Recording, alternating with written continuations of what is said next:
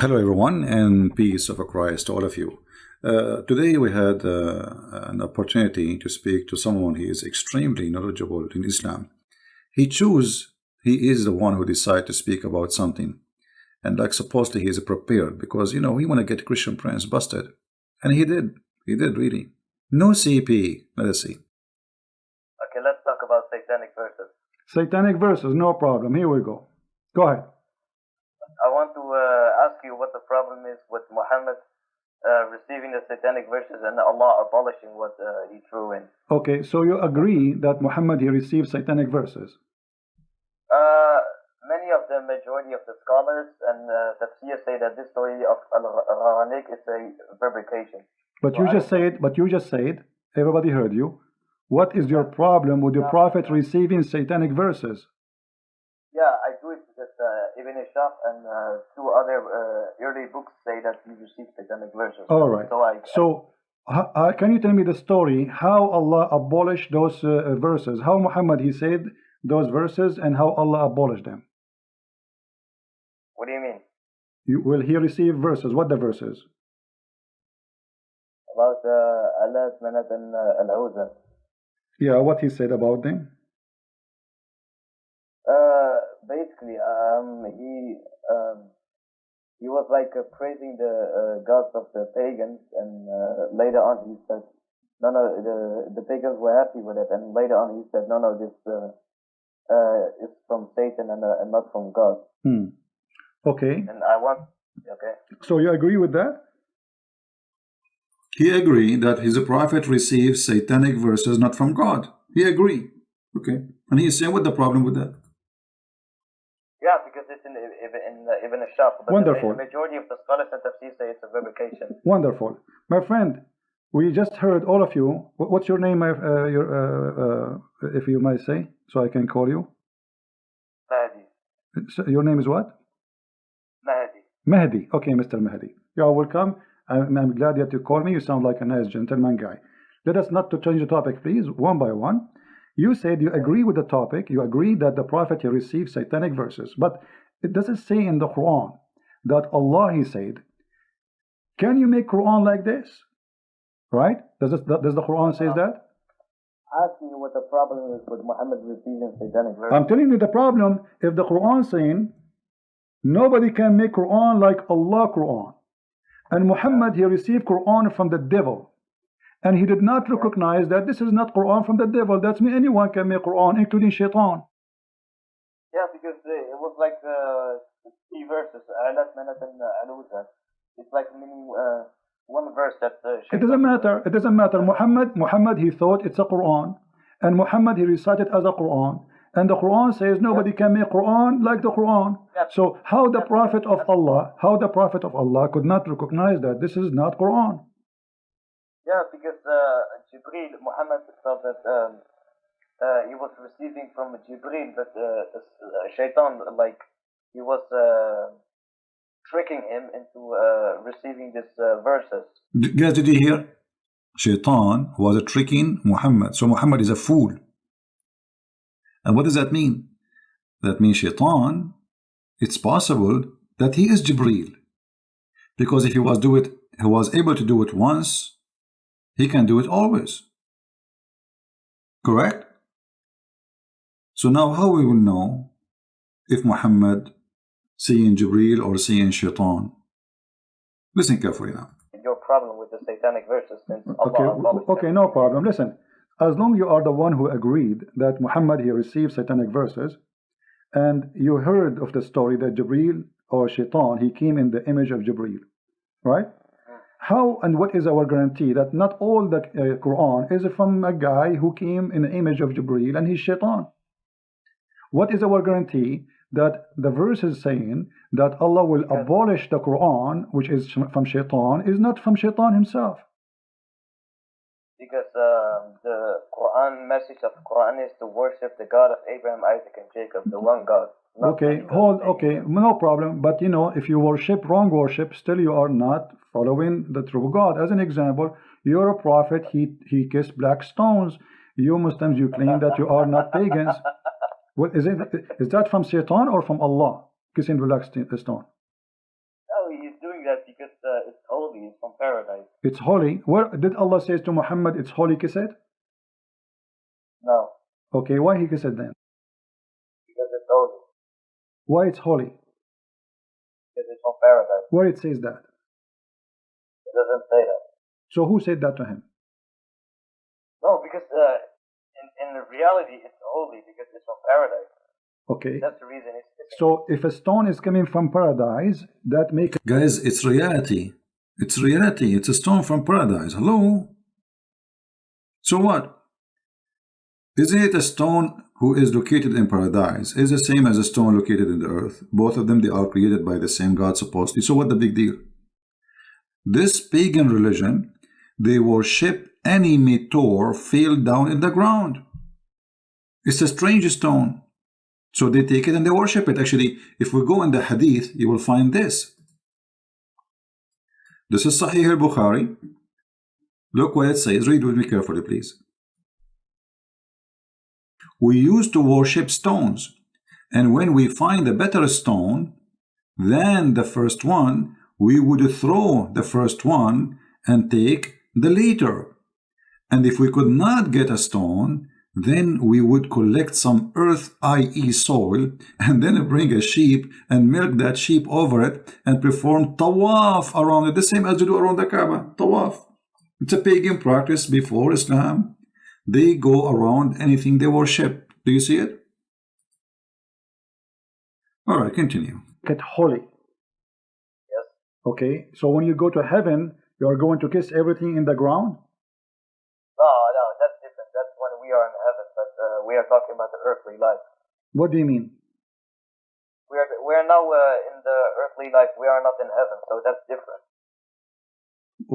So what? If it's a stone from heaven, I mean, it's a stone, and kissing a stone will make you a pagan person. Let me ask you, did this stone have a duty or it's useless? What? What do you mean? The stone, you see, we are talking about Muhammad receiving satanic verses, and obviously Muhammad, he received a lot of satanic verses. One of them is the kissing the black stone. So this stone, is it useless or useful? If you touch it, then Allah on the day of judgment will forgive your sin. Okay, guys, if you touch the stone, Allah will forgive your sin. All right. The Hadith says, if you touch the stone in the Yemeni corner. Did you hear it? Did you hear it? What is this? If you touch the stone, Allah forgive your sin? This is what they say to us, Islam worshipping one God and etc. Islam is nothing but a cult. Let us continue. If you touch the stone in the Yemeni corner, Allah, He erase your sin. How and why Allah will erase your sin for touching a stone? Because that's how Allah is making His creation. If He wants to do that, then He's gonna do that. It's His decision. What? It's a stone. You see? I mean, Okay. how easy it is. Just touching a stone will make me lose my sin. Yes. Okay. Why? What is the logic in that? What? Okay. Okay. Why if you touch? Explain to me why if you touch the stone is going to erase your sin. What will happen exactly? Then on the day of judgment, the stone will Allah will make the stone rise, and the stone will say to Allah, this person is such a person touched me, and then Allah will forgive him and allow him to enter paradise. That's wonderful. So the stone now became a mediator between the man and God. Is that correct? Sorry? The stone is going to intercede for you. Yes. Okay, but isn't it the Quran says in that day there is no intercession? By His permission. Except by His permission, and the permission given to the stone? What are you talking about? He gives permission to the stone. He gave a permission to the stone to intercede. If we go in the Hadith, let us do that. We will find the Hadith saying, the Messenger of Allah said about the black stone, by Allah, he swear, this guy is serious. Allah will raise it in the day of resurrection with 2 eyes by which it sees and a tongue that it speak. So my drawing was absolutely authentic. as the Prophet exactly he said. No Muslim now can say Christian Prince is fabricating how the black stone look like. Can you? So now we have clear evidence of what Muhammad said, and this Muslim, Muhammadan, he was agreeing, yes, the black stone is going to come in the judgment day. You do not need to be genius to discover that Muhammad is a pure pagan person. He adopted the pagan belief before him. He mixed it with some Christian teaching, some Jewish teaching, some Hindu teaching, some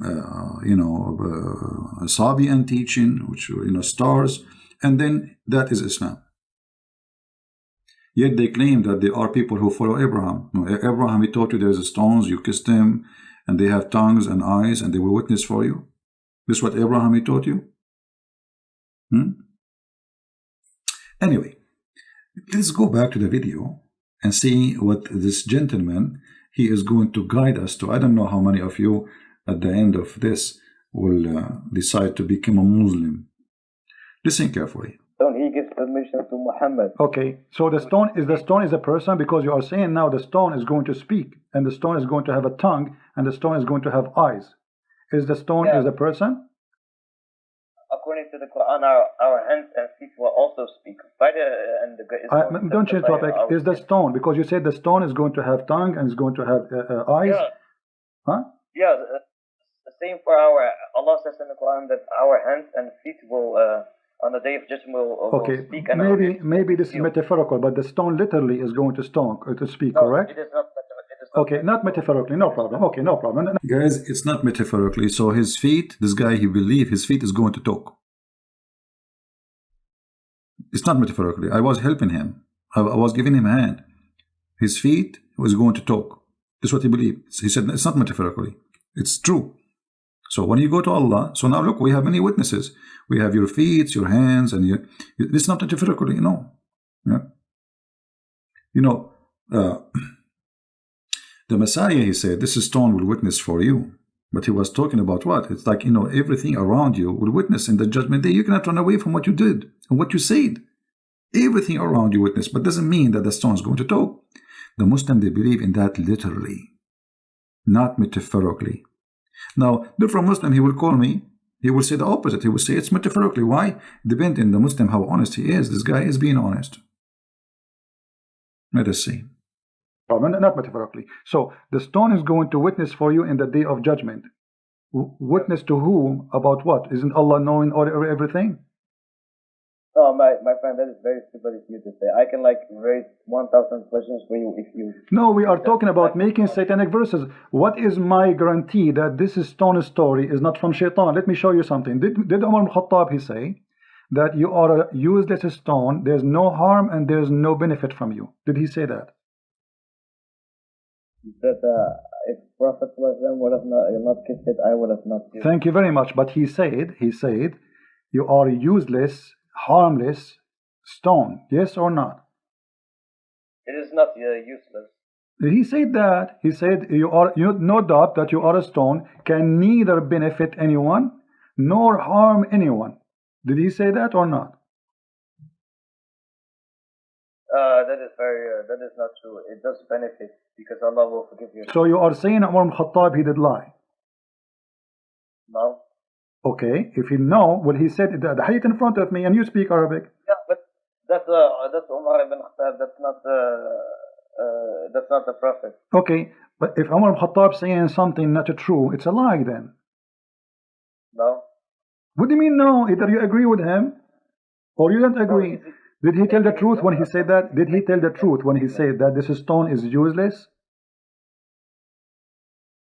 Yeah, he said that, but the Prophet did not say that. Okay, so the Prophet contradict the teaching of Umar al-Khattab, correct? The Prophet's teaching contradicts the statement and assumption of Umar ibn Khattab, yes. Okay, so Umar here was lying. No. What he was doing? He made his own assumption. Okay, how a person who is living in the time of the Prophet all this time, he thought that the stone is useless and now he is practicing kissing a stone, yet he knew it's useless. Why? How come nobody? How come none of the Muslims says to him, "Don't say that. It's useful"? Because the stone, it's literally a stone. It doesn't, like, it will benefit us, but Umar ibn Khattab wasn't talking about this benefit on the forgiving sins on the day of judgment. He was talking about benefit of that the stone is like a stone. It doesn't do anything to anything. Okay, hold on. He is saying, unless because the Prophet, he kissed you, I'm kissing you. He is saying you why he is saying it's useless. Kissing you is useless. So this is about now and later. Kissing you is useless. But you said the one who touched the black stone is going to witness for him in the day of judgment. Umar al-Khattab is getting your Prophet busted, saying it's not true. It's a lie. It's just a stone. No, he's making his own assumption. Assumption. So he is making false assumption, correct? His assumption is not true, no. Yeah, it's a false assumption. So let me go. So if we go in the Quran, it says that Allah. Do you notice he is struggling? He don't dare to say Umar is lying. But the fact Umar is not lying, he's saying the truth. This is a stone is useless. Nobody dare to say Umar was telling a lie here. But Umar here is totally contradicting Muhammad's teaching. And how Umar became a caliphate, and how Umar is a leader and his companion, and yet he did not know what Muhammad said. How Umar have wrong understanding. There's no way. Anyway, then we go back and then we talk about Muhammad. Let me move the video a little bit. Muhammad is going crazy. Muhammad is going crazy. Let us see, maybe here. Your Prophet, according to the Muslims, he was under the control of a black magic. Is that correct? Black magic is not shaitan. So what it is? It is magic revealed by Hawad and Marut. It has nothing to do with shaitan. Okay, so your God Allah, he sent two angels to open a school of Harry Potter, and they teach magic. But who is the one who will use? You are the one saying that to me. Why you are laughing? Guys, he's laughing. I mean, that's what you're saying. Allah, he sent two angels to open a school in the Babylon Tower, like Harry Potter. Have you ever heard of a God? He sent angels to teach magic? Hello? He is a God, yet he is teaching magic? And he sent two angels, their specialty, they have a PhD in magic skills, brother. And their name is Harut and Marut. Look at the names. Have you ever heard of a satanic God more than Allah? I mean, what kind of God? He sent two angels to teach what? To teach us how we can make a man and the wife divorce. Tell us more, please. You want saying that to me? Why you are laughing? Chapter 2, verse 102, it says, Allah, he sent Harut and Marut in the Babylon Tower to teach magic, correct? Yes. Okay, so they open a school of magic of Harry Potter in the Babylon Tower. Now, who is the one who learned from them the magic? The people of Babylon, whoever wants to learn. Okay, read for me, please. Chapter 2, verse number 102. It says that Sulaiman is not a Kathir, but Shaitan. They are the kuffar, who they are teaching the magic. Does it say that? Sorry, can you show me? Okay, with chapter 2, verse 102. It's on the screen. You My can read. English is not that good. No problem. Here we go. وما كفر سليمان ولكن الشياطين كفروا يعلمون الناس السحر وما أنزل على الملكين ببابل هاروت وماروت. So who is the one who is practicing the bad magic on mankind? Is Shaitan. The Quran says that. So your Prophet was controlled by the black magic, controlled by Shaitan. No. The two angels teach magic, but Allah says in the Quran that whoever does accept teaching this magic, he will enter hellfire. My friend, does it say there that Shaitan? Guys, Allah, he sent two angels to teach magic. And Allah said, whoever accepts teaching the magic, he will go to hellfire.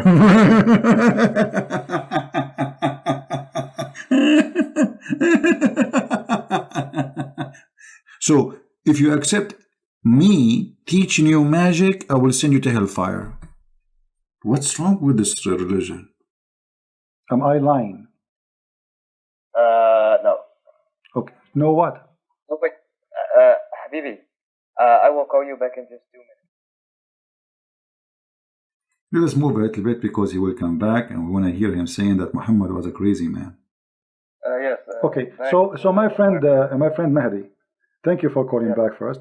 Now, your prophet is under black magic. Black magic is what it is. Is it an evil thing? It is like handwork of shaitan. Okay, it's a work of shaitan. That's wonderful. So by the work of shaitan, Muhammad was controlled. How shaitan was controlling Muhammad according to you? No, black magic. It was controlled. It was okay, but the black magic. Why is it okay? Is this magic is good or evil? I'm gonna explain it. If someone wants to use black magic, you can make the person they will use the black magic on crazy, or they can do whatever they want. They can divorce his wife. Okay, so you are saying that the one who did the black magic to your prophet, he made him crazy.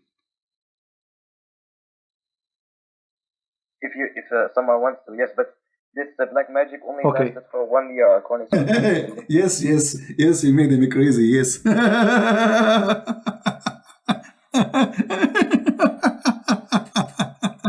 Unbelievable. Mean. The prophet become crazy by the black magic? Crazy prophet? For how long Muhammad was crazy? Okay, hold on.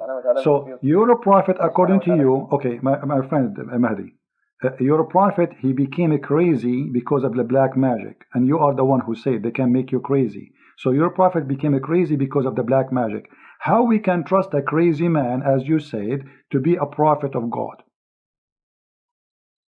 It was only for it lasted only for 1 year, according to Ibn Ishaq. It was only for 1 year he is crazy.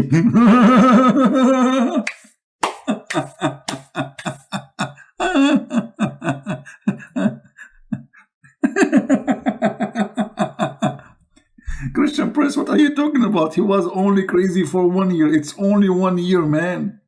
He was not crazy all the time. So now he is a prophet, and now he is crazy, and he is going to Havana.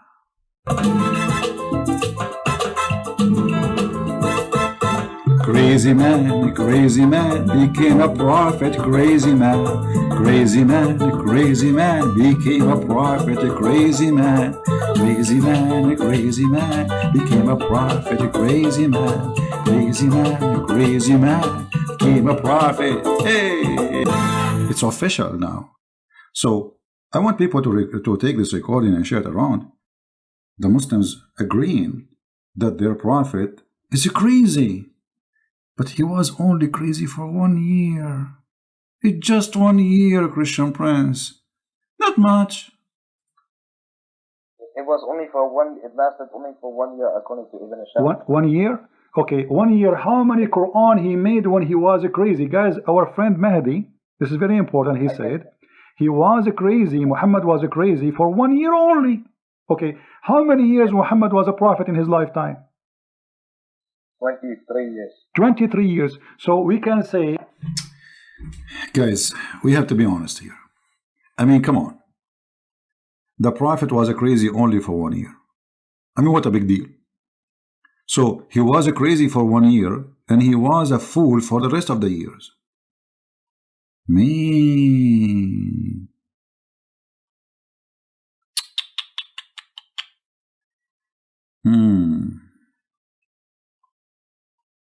I have no comment. It's official. Crazy God, crazy prophet, crazy stone, crazy religion, crazy people. Huh? You see, when they say black magic, this is simply fiction. What black magic? Simply, he's crazy. This is right. He was crazy. In the old days, when somebody is crazy, they don't know because he look fine. You know, in the body, he's healthy. but he do stupid stuff, crazy stuff. So they think he was bewitched. So the Muslims agreed now that two things happened to Muhammad. He was bewitched and he was crazy. And as long as they agree that bewitching is something evil and it's from the devil, that means Muhammad was controlled by shaitan, if you believe in bewitching. If you don't believe in bewitching, well, Muhammad obviously is mentally ill, and the guy, he agreed. He said his prophet was crazy only for 1 year. What happened at the end of the year? And not only that, he said to us that Allah, he helped Muhammad and he get him out from the black magic. But how? Listen carefully. So during the 1 year of Muhammad being crazy, according to you, how many chapters Muhammad he made? But he was crazy. When Muhammad was under the influence of black magic, Allah subhanahu wa ta'ala revealed two surahs. One, I forgot the name of it. One is Surah Al-Falaq, which has 5 verses, and the other surah has 6 verses. Together, them has 11 verses, and Muhammad needed 11 knots because the shaitan, there was 11 knots to break. 11 knots. The shaitan, he made for him 11 knots. Shaitan, he made for the prophet 11 knots. This guy, he just said, it took Allah 11 months to open those knots. I mean, how powerful this God is.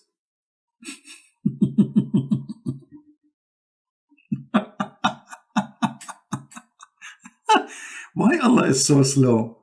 Why it's taking Allah 11 months to open 11 knots? I can open them in 15 minutes maximum.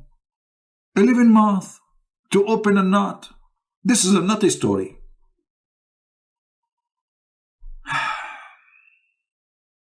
I don't know what to say. It must be true religion. The Prophet was controlled by 11 knots. At the end of the day, we are here to share with you the truth.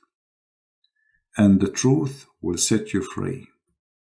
Obviously, Islam is a stupid cult. And I don't think anyone here have a little honesty after all what you heard just today. You will believe Islam is not a stupid cult. You see, there's many cults, they are smart. But Islam is a stupid cult. Yet this stupid cult accepted by many people. I mean, how that can happen? Very easy. Make people not to ask questions. Make them be afraid from asking the question. Refrain from even thinking about questioning. Then Islam is good. The second you start asking questions, Islam collapses. Today's video is really important. I hope people will download it, share it. Because at the end of the day, maybe now you learned, but there is somebody else who needs you to save him. Muslims, they try to deceive youth, teenagers. You don't want your son to come back home one day and say, Dad, I want to be a Muslim, or Mom, I became a Muslim. Why? Because you did not do your part. And if you think those things will never happen to you, you are mistaken, my friend. There's many people, they never thought that their kid will go to Islam. They go to school, they see Muslims, and Muslims are very well trained with the art of deception. So you need to help yourself. It's your duty to save your family. At least save your family. I mean, come on. There's millions on the internet posting videos lying about Islam, including people claim to be Christians. So your family, they are in a risk of deception. You heard the story of the guy from Australia who found suddenly a video on YouTube that his son, who is 16 years old, joined ISIS and he commits suicide bombing. How sad. 16 years old kid. They destroyed him. Literally destroyed him. Why? Because his parents, they did not take time to explain to him that Islam is a dangerous, filthy cult. So it might be Islam is funny and is stupid, but Islam is dangerous. If you don't believe me, you open your TV and watch. How many today only, they are slaughtered in the name of Allah? In Africa, in Nigeria, in Ethiopia, in everywhere. I laugh, I make you laugh. It's a comedy, but this is a very sad comedy.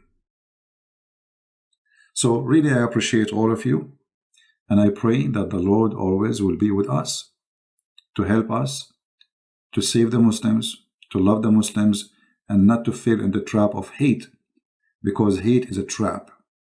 We don't want to hate them. We want to hate the devil, which means hate. Hate the hate. Love the people. If you listen to this guy who was talking to me, you can tell this person is very simple. He thinks he's smart. He thinks he's genius. He thinks he knew it. He thinks he's getting me busted. But the fact, it's a comedy. It's a sad comedy. This is the video we were watching. You can download the previous one if you did not get it yet. It's called Coffee with Christ versus Coffee with Muhammad. So I want to say thank you for being here, all of you. Until then, Christ is Lord. Islam is false. And see you soon. Bye-bye.